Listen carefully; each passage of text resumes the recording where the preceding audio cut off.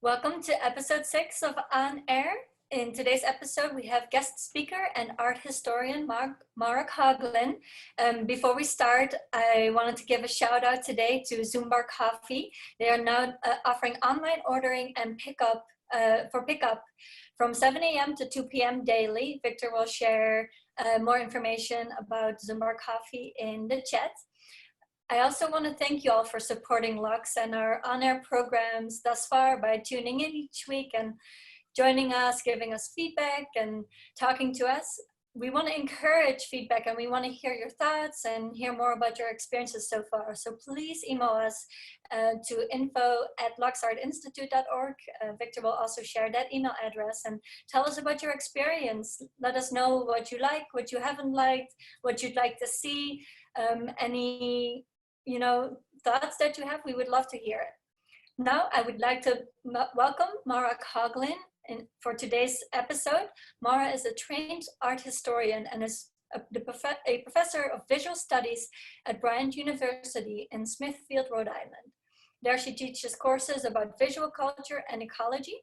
She received her PhD from NYU in 2001, and her research is centered around 19th century visual culture in Brittany and ecology. Maura lives on Cape Cod and has known Kahn Selesnick for a long time, and she recently co-curated with Mark Adams Kahn Selesnick's upcoming exhibition at the Provincetown Art Association and Museum, which will be happening this fall. Maura, thank you so much for joining us. And also I want to let you know that Nicholas Kahn and Richard Selesnick are also joining today's episode.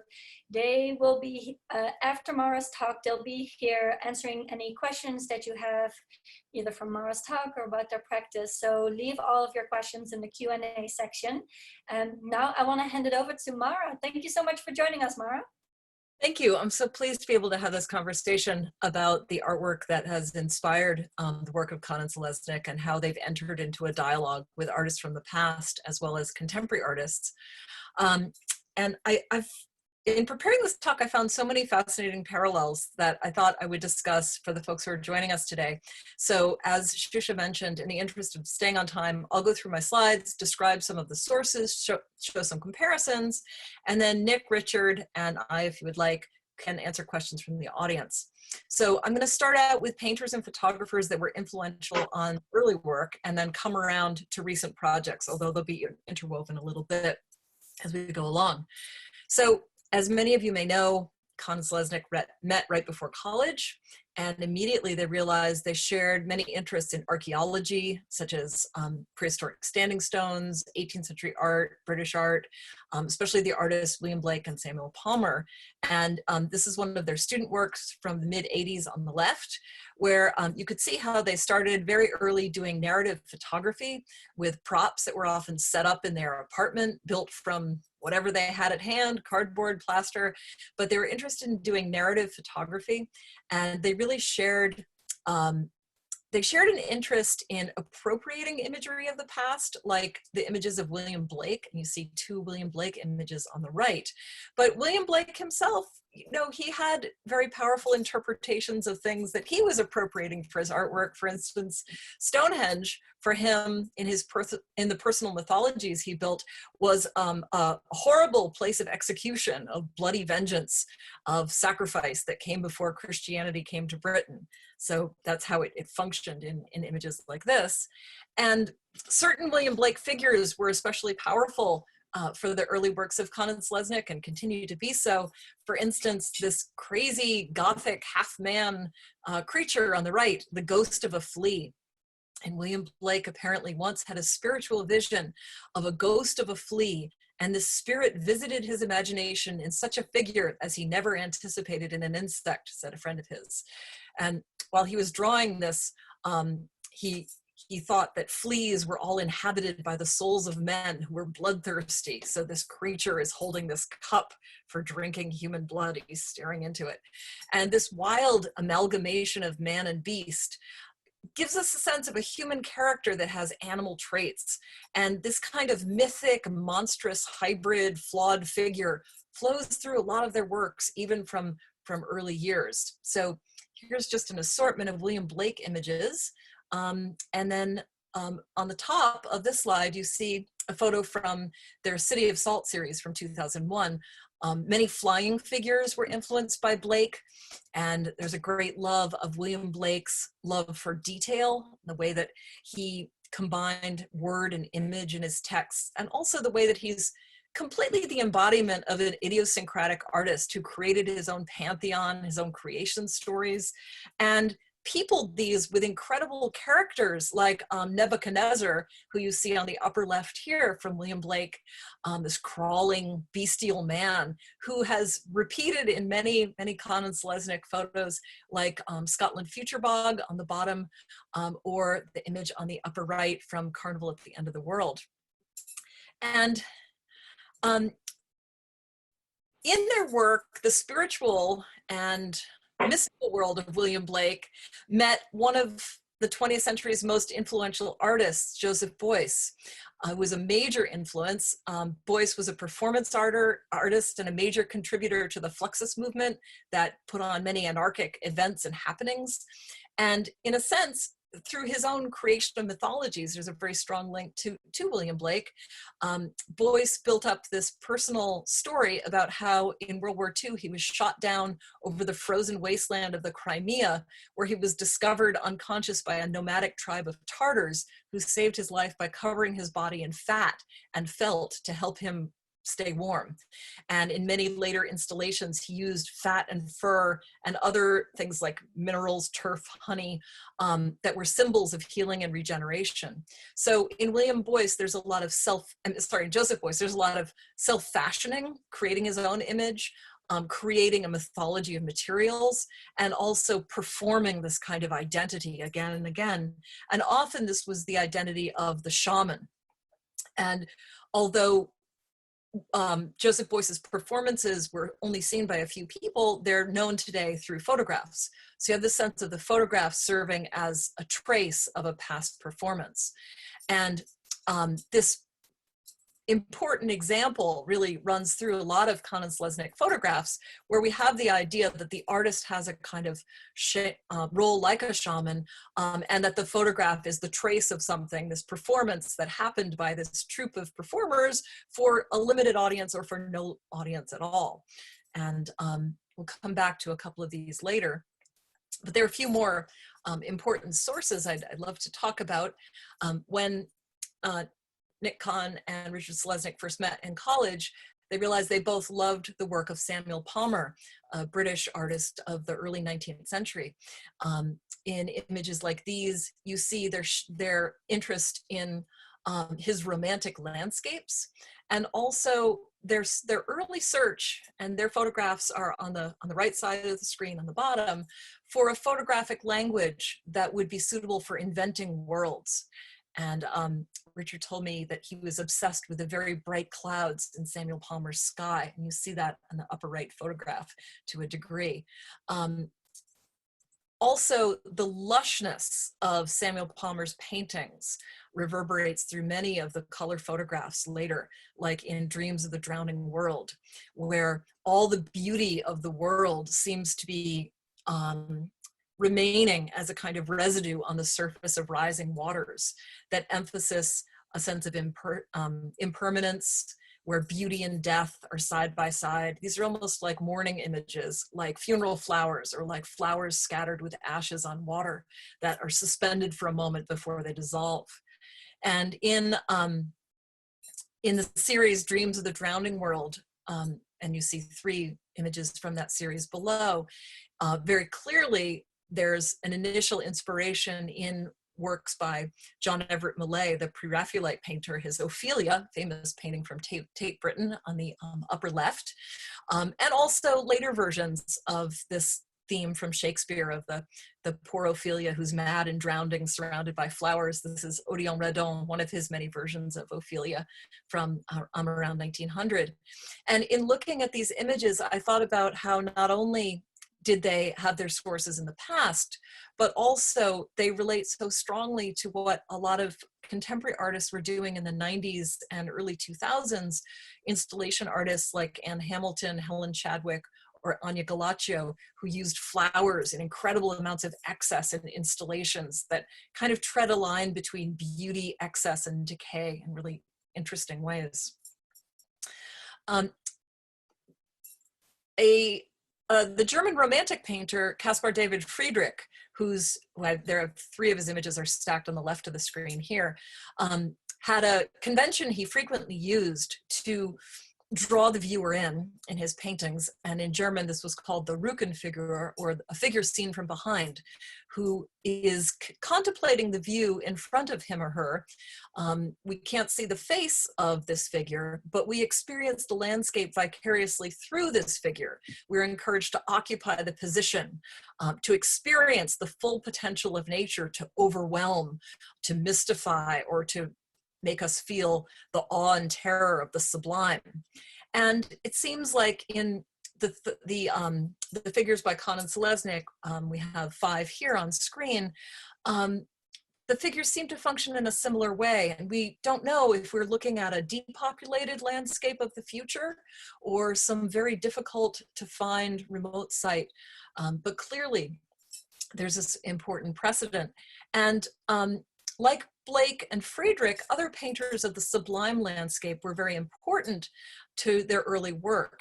And as I said before, the sublime was an attitude toward landscape that emerged in the 18th century that viewed nature in terms of awe and terror.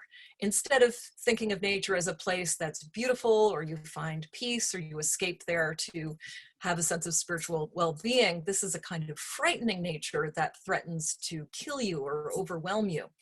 And this painting by Francis Danby, you see on the left, the upas, or the poison tree in the island of Java, which is owned by the Victoria and Albert Museum in London, was very inspiring when they saw it in an exhibition about the sublime landscape for a series they did called Mars, Adrift on the Hourglass Sea from 2010, which you see on the right here. And the upas tree was inspired itself by a poem written by Erasmus Darwin about a tree that was so poisonous that it killed everything in nearby, human, animal, everything. It just obliterated everything around it. And so this frightening sublime landscape becomes an inspiration for envisioning an expedition to Mars, a place that has no atmosphere, just this chilly blue cold sky, a place that's weirdly empty and desertified and bleak. And here the hostile idea of the sublime has been taken all the way to another planet, to outer space. And working in outer space, in this series from these images below, also from the Mars series, other touchstones included the drawings of Piranesi. And in the 18th century, Giovanni Battista Piranesi spent a few years in Rome sketching ancient architectural sites. And he combined many sites and many details of all different kinds of forms into prints like this one you see above, with the idea that they would educate designers. And just tremendous amounts of data were packed into these images that provided a huge spectrum of building types. And if you notice in the print above, the figures are incredibly tiny. So the scale is very overwhelming and uncanny. And in the 20th century, the surrealists would love these because they provoked these kind of hallucinatory visions of deserted cities, and with a sort of looming scale of this deserted, ruined past. So this provided a sort of vocabulary for thinking about what explorers might find on Mars of an abandoned architecture. And you see this in Et in Arcadia Ego 1 and 2 from 2010 below, these panoramic photographs that are kind of a before and after of Martian architecture. And Richard told me that the forms here come from these inventions called sound mirrors that were used in the United Kingdom before radar could track planes. And they were used to reflect the sound of distant airplanes. They were listening devices where the cup shape would mirror or amplify the sound of a plane above. But here they have become this kind of unknowable ruin of a distant past. And as I was thinking about how the language of these photographs gets built up, I kept thinking about how the work of Kahn Selesnick really engages with the origins of photography itself, and that from the very beginnings of photography, it was used as a creative tool to generate alternative truths, not just to mirror nature. For instance, this very early photograph from 1840 by the French inventor Hippolyte Bayard is called Self-Portrait as a Drowned Man. Of course, it's, you know, an oxymoron. How do you take a portrait of yourself if you're already dead? But Bayard felt that he was left out of the glory of the invention of photography. It was given to Daguerre for the daguerreotype, but Bayard had developed an entirely different process where silver chloride paper was exposed to light, and it was soaked in potassium iodide, then washed in a bath of hyposulfide of soda and dried. So this is a complicated invention. The photograph was both a scientific marvel and something that was intensely handmade.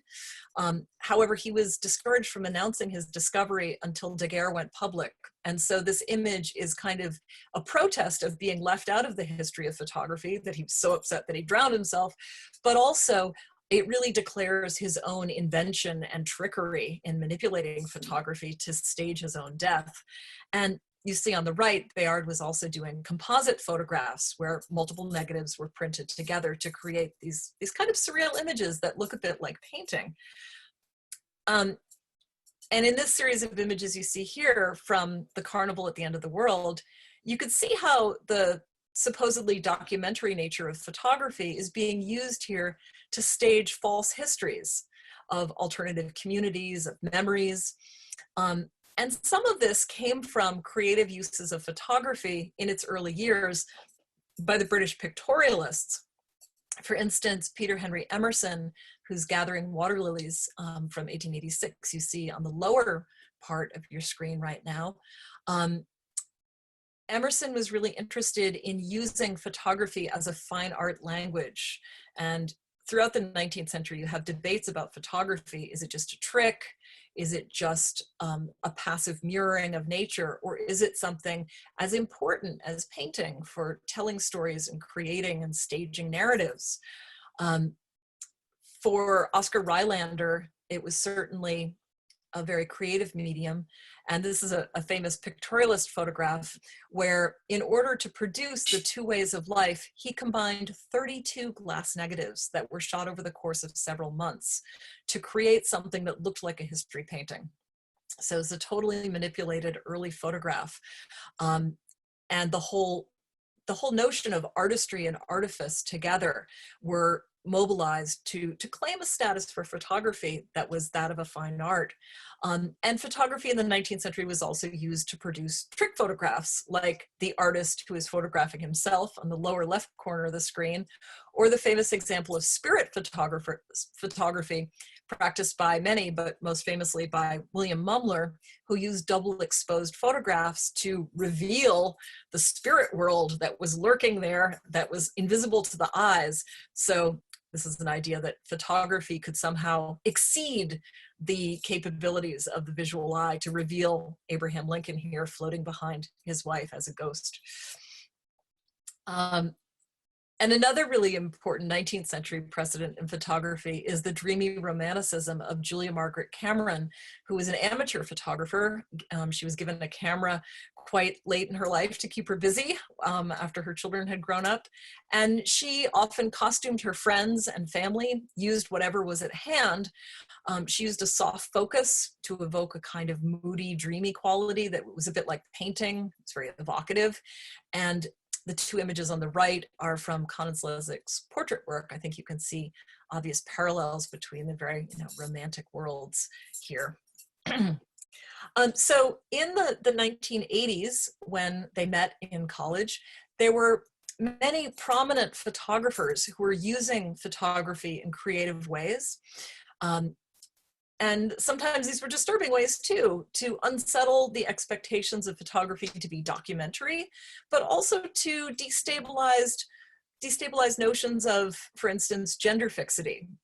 And some of the contemporary photographers I'll be showing you for the next few minutes likewise have powerful links to painting. Here we're looking at 4 photographs by Joel Peter Witkin, who was born in Brooklyn in 1939. And in his photographs of the 80s and 90s, he produced a body of work that often drew on Baroque and Renaissance imagery, often very dark images that were fueled by art history. He explored very morbid, perverse, erotic worlds. And his photographs were often acted out by transgender and intersex people, people with disabilities, including dwarfism. He sometimes even used cadavers in his photography. For instance, in his photograph Harvest, you see on the upper right here from 1984, he's drawing very clearly on the composite heads by the Renaissance artist Giuseppe Arcimboldo, which are really, really wild, and they radically collapse any kind of distinctions between the human, animal, or plant worlds. You see 3 of his paintings and 1 of his prints here, in contrast to Witkin's Harvest, which I believe is a cadaver's head surrounded by various vegetables and plants and flowers. And I'm comparing that to the image on the lower right, fiddleheads from the Green Man project from the mid-1990s. And here are a few more from that project that, again, really shatter the idea of taxonomies or separate species that divide the human, the animal, the plant world, and create these alternate personas and mythologies instead. There were several filmmakers really important for the development of Kahn Selesnick's visual language. For instance, avant-garde film, postmodern film in the 80s and 90s, like Peter Greenaway, whose film The Cook, the Thief, you see on the right 3 images. Greenaway himself is drawing from the kind of lush excess of Baroque and Renaissance paintings, especially still life paintings you see on the left, where beauty and decay are side by side and sensuality lapses over into mortality. There really are no boundaries between these things. And this is true too of the films of Derek Jarman, very strong Baroque sensibilities, especially in his film Caravaggio from 1986. Yet at the same time, Jarman embraced anachronism in his film. He never tried to fake an authentic past or to make a real true reenactment. You know, in Caravaggio, there are motorcycles and many other details that obviously wouldn't have been there in Baroque era Rome. A really important photographer of the 80s, 70s and 80s, Dwayne Michaels, likewise stressed that photography has this kind of theatrical, performative quality. He used multi-frame compositions. His subjects enacted set narratives, and he would give them titles that reinforced their association with religious iconography, like The Prodigal Son or Adam and Eve. And he in turn influenced many important contemporary photographers. And Cindy Sherman came into huge visibility in the 1980s with her history portrait series, like the 4 images you see here on the left. These were always Cindy Sherman, but posing in multiple guises, always Cindy Sherman, never Cindy Sherman, turning to the history of art and diverse artists like Caravaggio, Raphael, Ang, and others, using prosthetic devices and costumes, but never seamlessly, always liking to show the kind of fakery, the costumery of it. And in the 80s and 90s, many art historians brought a lot of attention to female forerunners of Sherman, who also foregrounded photography and the performance of identity, like Claude Cahun and Francesca Woodman, who you see here. So by the 1990s, in the work of artists like Jeff Wall, whose famous Sudden Gust of Wind after Hokusai you see above, digital photography started to be capable of staging complex tableaus, although a super time-consuming process to do that. And photographers like the Starn twins, Doug and Mike Starn, had been working before digital with a very messy, do-it-yourself kind of approach to photography. Their photos were often creased, torn, taped, and glued together. They were gigantic. These were really radical moves on what photography could be to create large tableaus. And that really, really makes sense in context with the early panoramas by Kahn and Selesnick, which were not digital photos. They were a result of multiple photographs that were photocopied, taped, manually composited. And in a way, they seem to anticipate what digital photography would later be able to do. And for this series of the Siberian expedition, one really important source was in painting, which were, and these are images from Stanley Spencer's paintings at Sandham Chapel in Hampshire in the United Kingdom,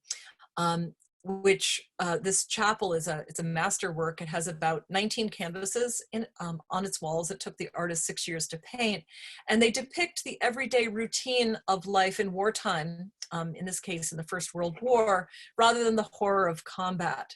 And Spencer had experienced this in the First World War.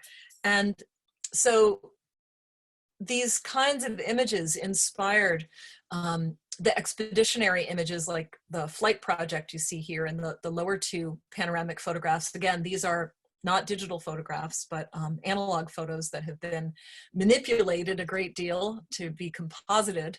I believe most of these were shot in the Provincetown Dunes, which is a place that can look like almost anything you want it to. And you see here the flight photographs in installation. The panoramic photograph is something that repeats through a lot of their works. It's something I very clearly remember from seeing their works at first in the 1990s in Provincetown. And here we see two black and white photographs from the series Scotland Future Bog from 2002 that were inspired in part by the Renaissance paintings by Mantegna, The Triumphs of Caesar, which were painted on linen. And Mantegna's Triumphs of Caesar depict the spoils of war being ostentatiously displayed in a parade by the Roman army.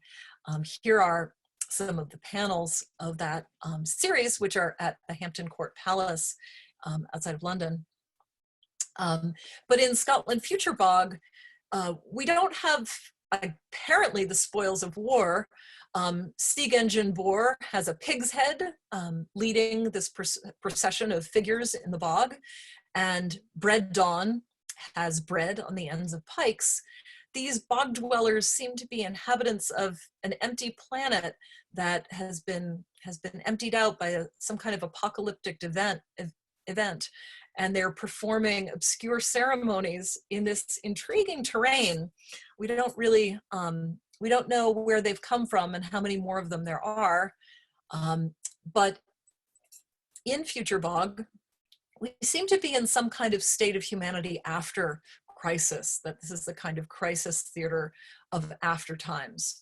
We don't know if these are messages from the future, invitations, or some kind of new community that's arisen in time of crisis. Much of Future Bog was shot on the Isle of Skye in Scotland, and some of it was shot on Cape Cod, near where I live in Truro or Provincetown. Here are a few more scenes from this Scotland of the future with very critical materials like wool and rubber and peat, very much like Joseph Beuys' mythology of materials I talked about earlier in terms of his personal mythologies. And looking at these images, I'm sure that you get a sense of the absurd that runs through a lot of their imagery. And, you know, of course, Monty Python's Holy Grail from 1975 with its crazy costumes and wacky characters certainly comes to mind for developing the sense of the absurd. But in Scotland Future Bog 2, we see there's Nebuchadnezzar, sort of hints of Nebuchadnezzar coming back. And also in this particular photograph, the characters are enacting a badly remembered version of a Paul Klee image where two men meet, each believing the other to be of higher rank, and each one is trying to get below the other. And it's kind of absurd in this Highland Scottish landscape. What really intrigued me was talking with Kahn Selesnick about the theme of the Danse Macabre, which is something that I've done some research on in France. And these were murals done after the plague And there are a few surviving 15th century examples. Some of them in churches have been covered up in Europe, and others have been destroyed. Here are a few extant examples. But the theme of the Danse Macabre is that death is calling all members of the community to come and join in this last dance. And confronted by death, everyone from the community is on an equal footing. So they depict all the members of the town, from the beggar to the members of the church themselves. And in between each person is a skeleton representing death. And here are a couple. These are wall paintings, as I said, from France, and some popular prints. Here's a black and white photograph of the version in Lübeck that was destroyed in World War II. It was bombed, and a print of the Lübeck Danse Macabre. And a few more Danse Macabre images. What runs through all of these is that they're very serial. They're almost like comic books or like film strips. All walks of life are represented. They're very much like a performance, like a carnival. And the Danse Macabre, of course, is the great final scene of Ingmar Bergman's film, The Seventh Seal from 1957, where the figures are led by death, the reaper with the scythe. And in Kahn Selesnick's Carnival at the End of the World, you see this little circular image from that series, and also in previous photographs of processions, the Danse Macabre has been this powerful metaphor, and we especially see it here in very recent work, which was produced prior to the coronavirus, the Carnival at the End of the World, which is a kind of culmination or expansion of many previous cycles of their work. It's mournful, it's joyous. We have a sense of ritual and performance where magicians, or perhaps members of a sideshow, are dancing on melting ice floes. Some are dressed in the costume of death, the black figure with the buttons, and others seem to have quotations from French revolutionary clothing. We'll talk about that a bit more later. I just want to talk a little bit about Carnival in my time remaining before we turn it over to Richard and Nick and your questions. Carnival historically has been an important metaphor for artists for a long time. In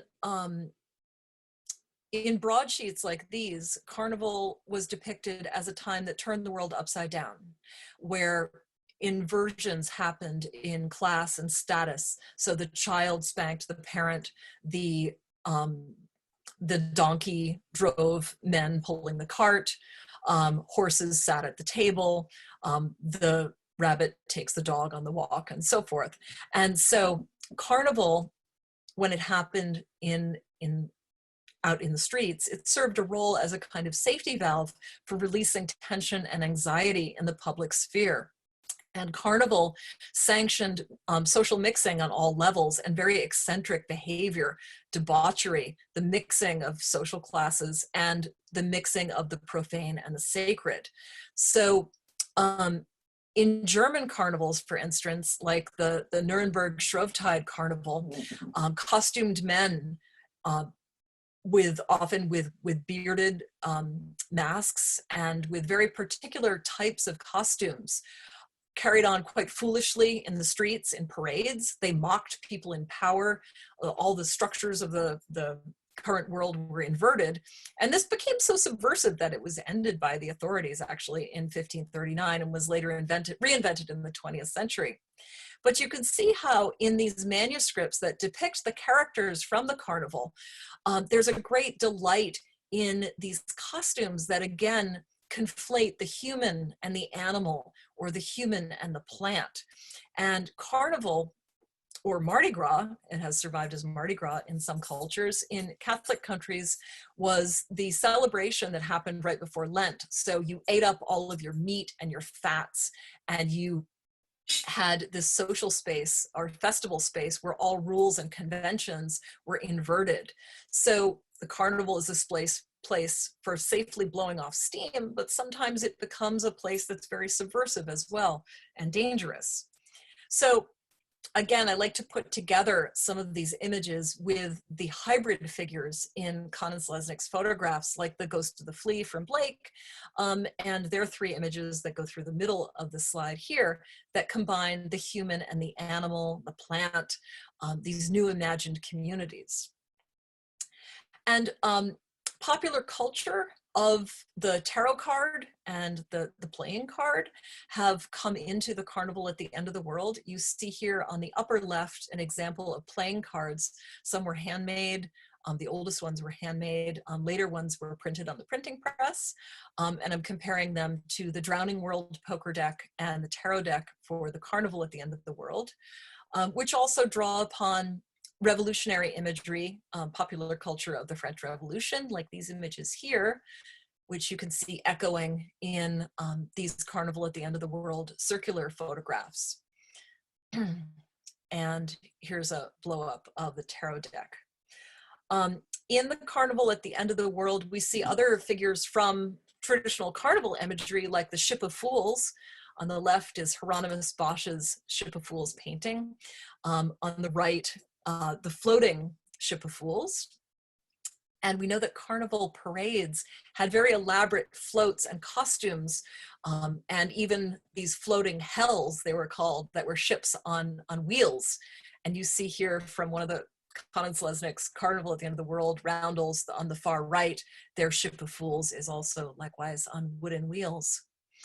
I've had a lot of fun finding images that come to mind when I look at their photographs, like Peter Bruegel's Peasant and the Nest Robber, that seems so clearly to speak to this image of a man out in nature against an old oak tree with a bird at his feet, or the way that their images from Carnival at the End of the World, where figures have no faces, they're occluded by their costumes, seem to draw so clearly from images like Bruegel's Beekeepers, or from the traditions of mumming in Northern cultures. And they've, both Kahn and Selesnick have talked about their interest in mumming, and they've gone up to Fogo Island off Newfoundland and other places to observe remaining mumming festivals. And mummers traditionally made their costumes from whatever was at hand.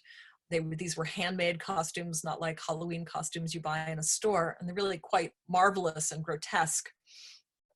They've informed the characters who perform these processions, these Danse Macabre, that are both joyous and mournful, very carnivalesque.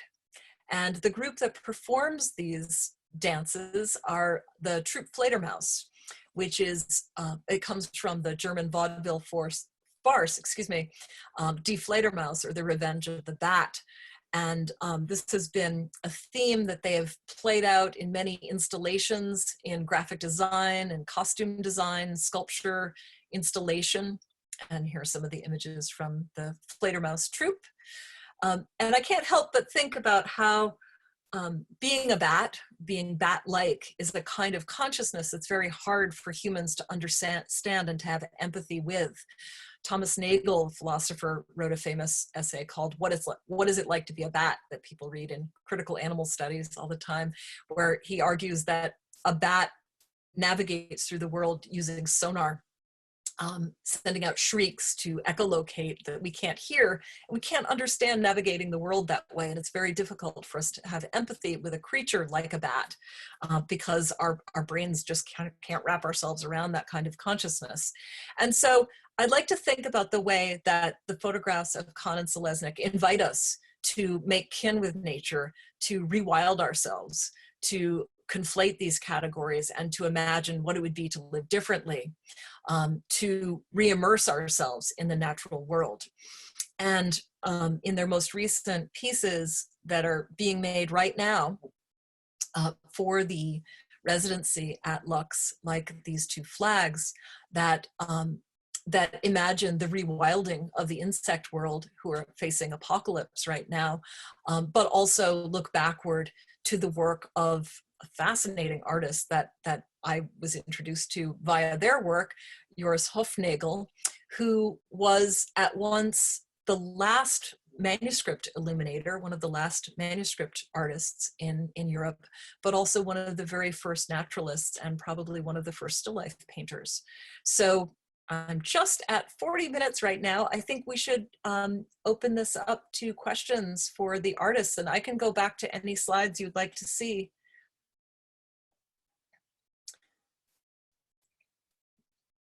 There we go. Nicholas Kahn, unveil yourself. Oh, let me read this. I summon you on my screen. Where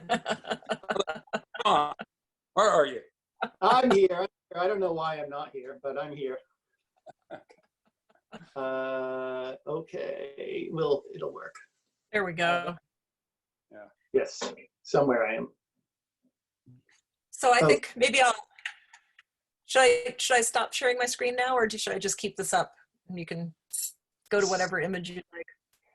Stop sharing so we can see each other and read the questions. Okay. There we go. Husha, do you want to come up and share the questions? I think you've got them on. I would be happy to.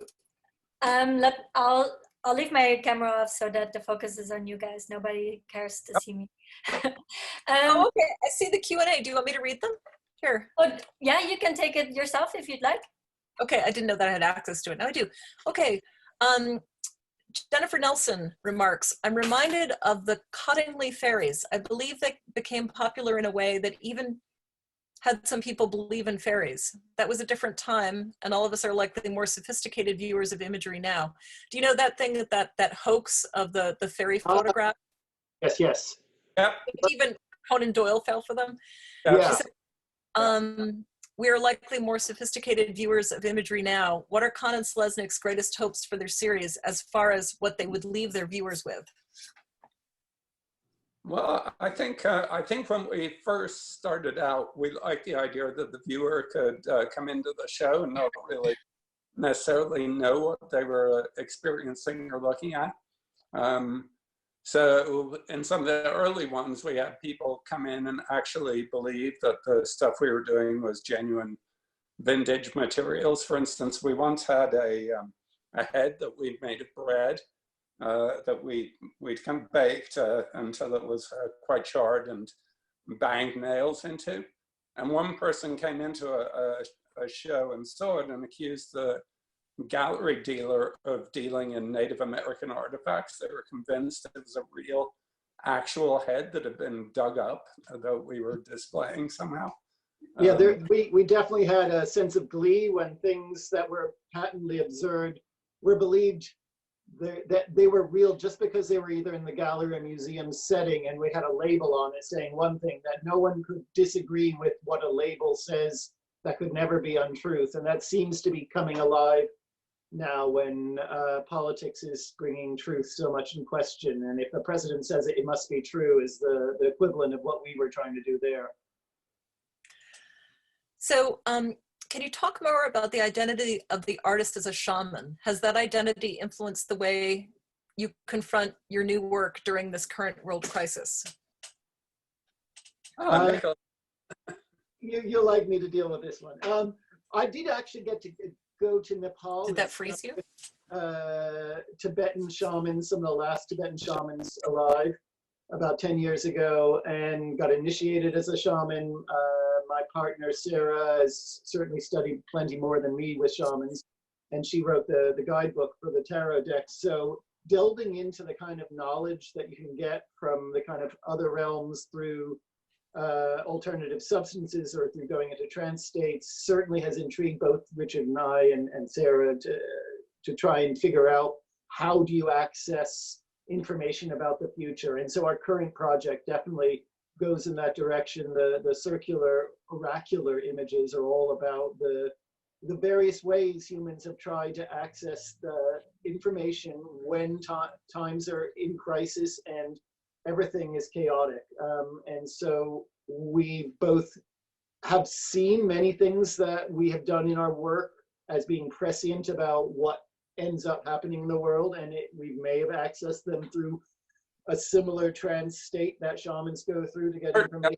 But you know, right from the beginning, one of our main interests was trance states. And so in every project, we've kind of like, I'd say we've explored that in different ways, whether it's trying to think about the future or trying to journey into the past. It's kind of like a certain kind of time travel that can happen through trance.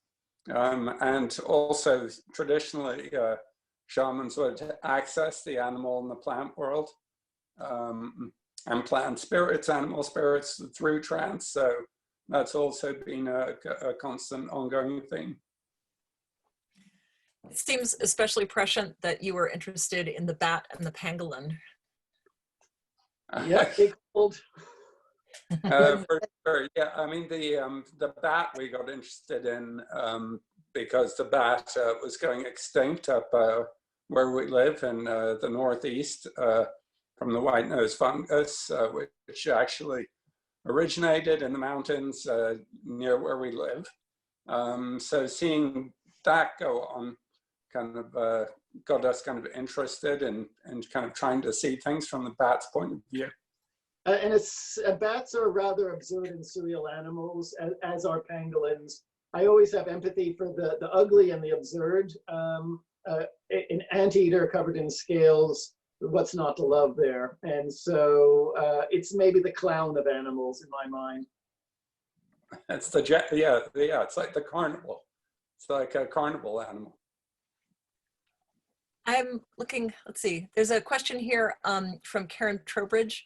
Your work in philosophy reminds me of Woolf's Orlando. Can you comment on whether that was an inspiration? Oh, yeah, love both the book and also we both love the film that came out with Hilda.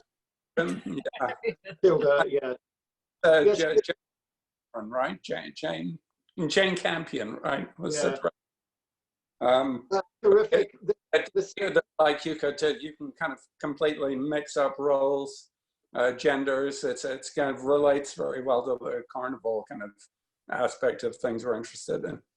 Oh, I was also always interested in past lives and how many different times you could have lived, and the fact that your gender could switch from one life to the next, and that seemed so eloquently displayed in Tilda Swinton's character going through that back and forth without any bothers.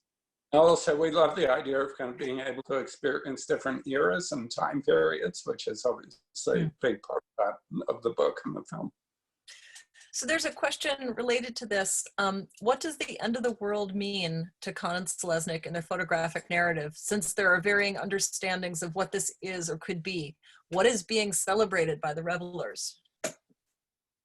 The revolution, to all the ways we're living in a strange time where we haven't been paying attention to the needs of the planet and the needs of most people, but we have been paying attention to what the corporate interests are telling us we must buy and provide them fodder for their greater enjoyment. So we're trying to turn the world upside down. So the end of the world is the end of the world as they would have us like it. And hopefully we can recreate a better world where we're a little more in harmony with all the various agents alive here.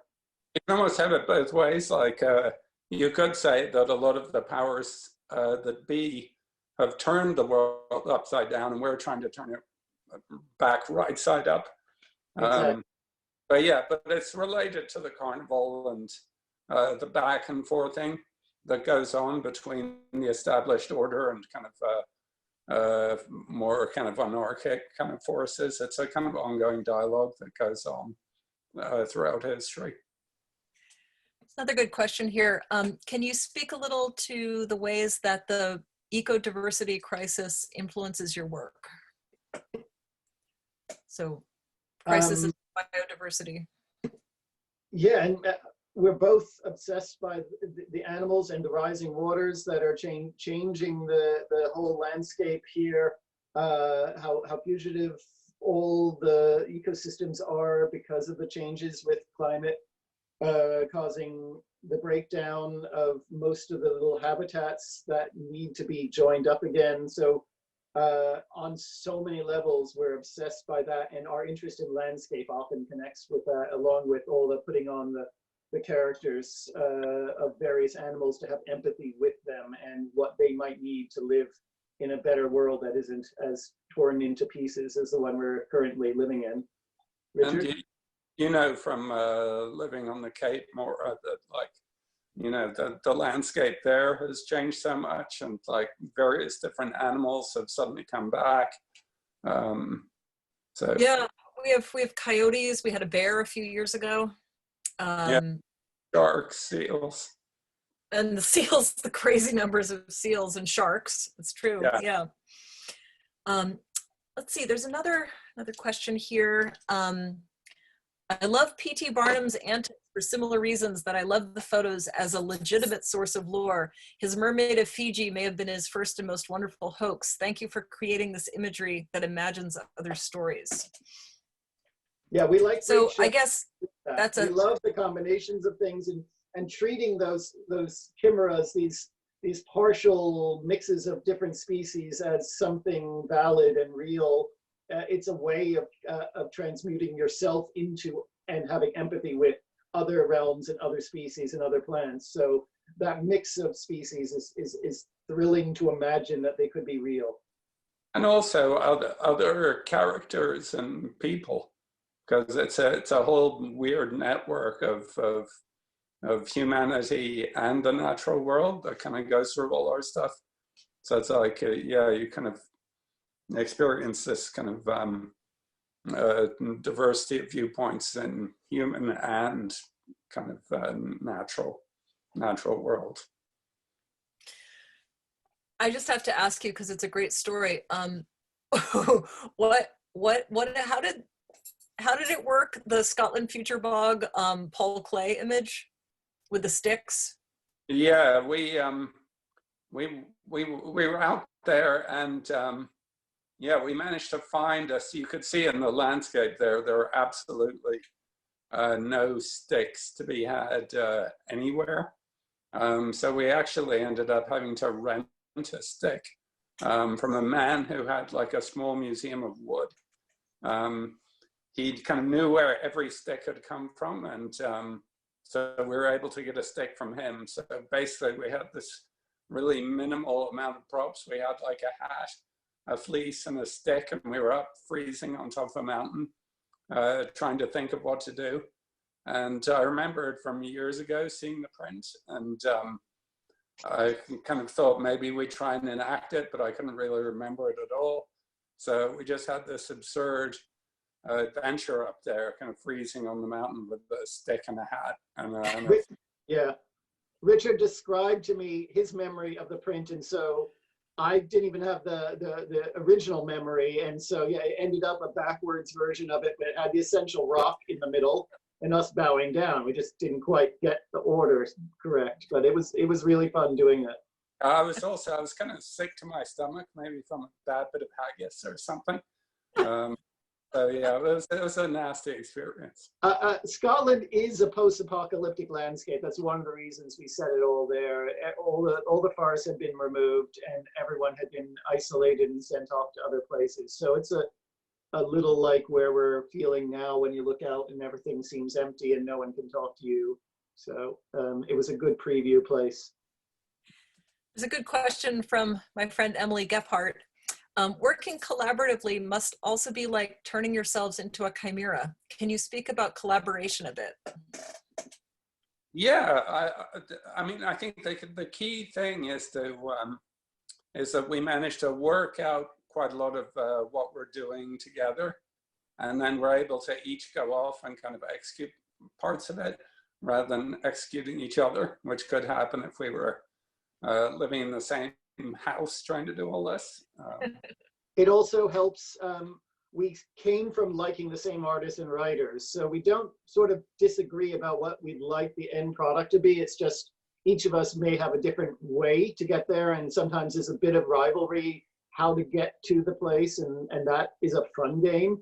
And also we tend to play like we're two 11-year-olds kind of inventing worlds together in the woods a lot of the time. We can go into that state quite easily. And we met at age 17, so it wasn't actually that distant from when we started this sort of rule setting and game playing together.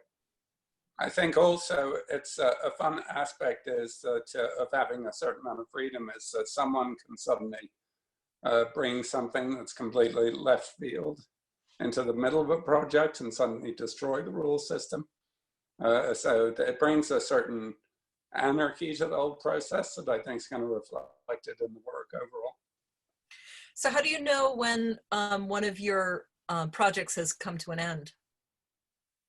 That's usually when I say it's come to an end, because I tend to have a bit more patience than Nicholas, who'll just go screaming off and start on the next thing. But you generally, facetiousness aside, it's usually we try and end up with each project having a kind of a book project come out of it.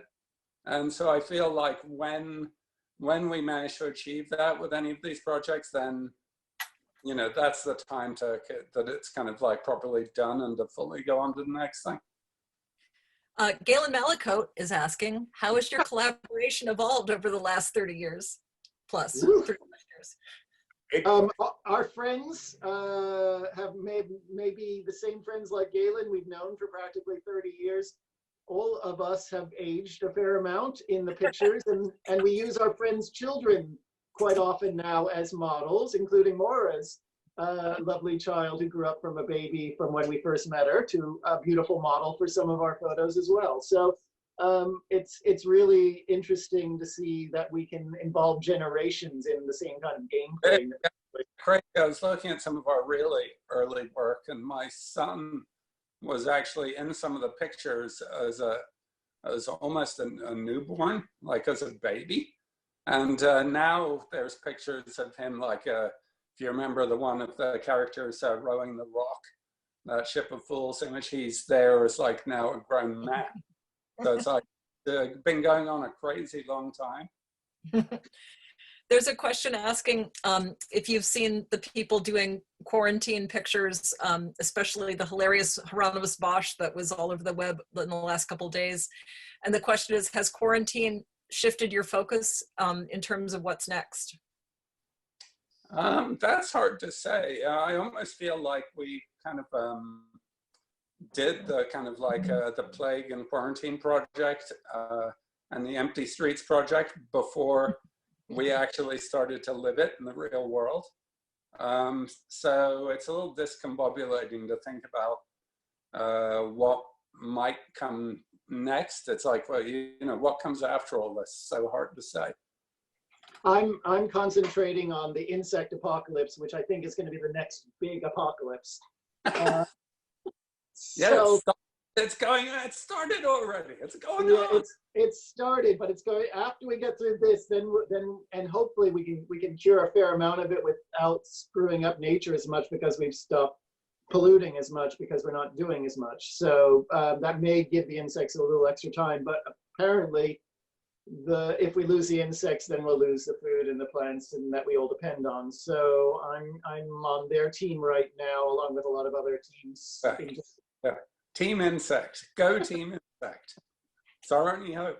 Or else we're all in the Scotland future bog. Exactly. Yeah. I'm going to join the talk, and thank you three so much for joining us today, and for Maura for sharing such a rich history of the art history that Kahn Selesnick are using in their work. It's been absolutely wonderful to learn more about it and hear you talk. Yes, thank you so much for joining. And before we end the episode, I do want to let everybody at home know that we are selling a limited edition print by Kahn Selesnick. So visit our store to get your limited edition print there. And also Maura will be joining us next week for Curating at the End of the World. It's our curatorial panel discussion where we have 4 curators talking about curating I say curating a lot in this sentence, Kahn Selesnick's work, the themes and kind of addressing that from a curatorial perspective. And we have Maura joining us and her co-curator, Mark Adams, as well as Jennifer Doran from Robichaud Gallery and our very own Andrew Oot. And then tomorrow we won't have an on-air episode because we have our Art and Stories, our collaboration with the Storytellers of San Diego that will be doing, telling stories inspired by Kahn Selesnick's work. And then on Saturday, we have Nicholas and Richard actually doing a reading from their own book, 100 Views of the Drowning World. So tune in for Saturday on air at 2 p.m. Pacific Standard Time. Everybody, thank you so much for joining us today. It's been really wonderful, and we'll see you soon. Thanks so much. Thank you. Thank you. Bye. Bye.